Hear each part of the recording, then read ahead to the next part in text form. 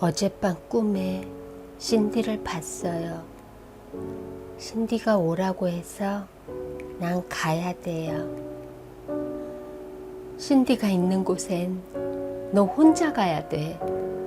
엄마, 아빠도 언니도 따라갈 수 없는 곳이야. 신디가 있는 곳에 가면 안 아프잖아요. 난 신디랑 잘 지낼 거예요.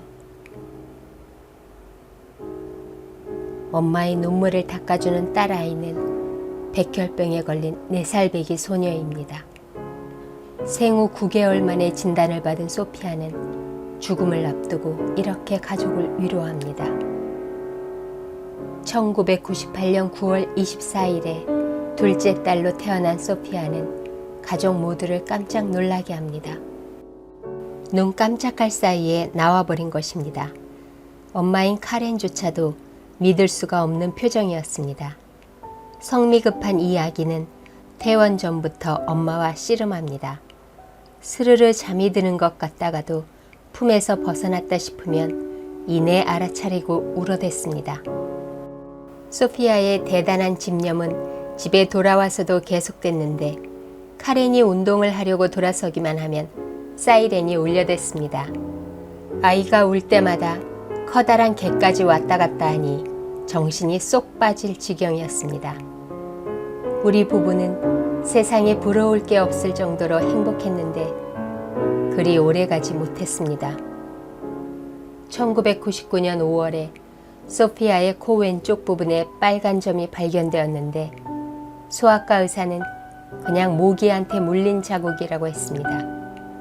그런데 불과 몇 주 사이에 그 빨간 점이 무섭게 커져 2cm가 훨씬 넘는 큰 종기가 소피아를 잡아먹을 것만 같았습니다. 울룸에 있는 대학병원에서 혈관종이랑 검사 결과를 알게 되었는데 다시 미넨에 있는 대학병원의 유명 의사는 백혈병이란 선고를 내렸습니다. 우리는 소피아가 앞으로 받게 될 고통을 생각하며 울었습니다.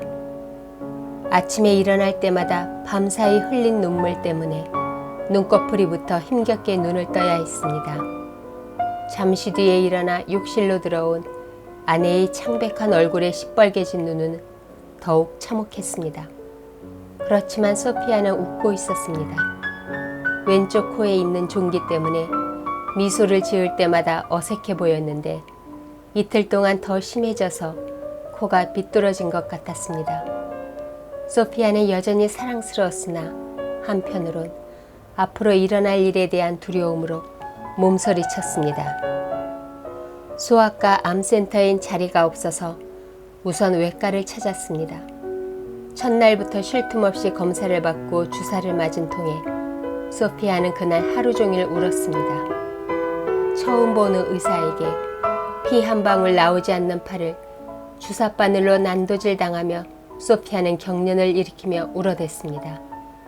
그 의사가 머리에 주사바늘을 꽂아야겠다고 말했을 때 나는 순간 의사를 한 대 치고 싶었습니다. 화목했던 한 가정이 딸아이의 병마와 사투를 벌이며 살얼음판을 걷는 일상이 이어집니다. 캄캄한 밤 늪 속에서 혼미해지다가도 한 점의 빛을 발견하면 그 점을 향해 몸부림칩니다.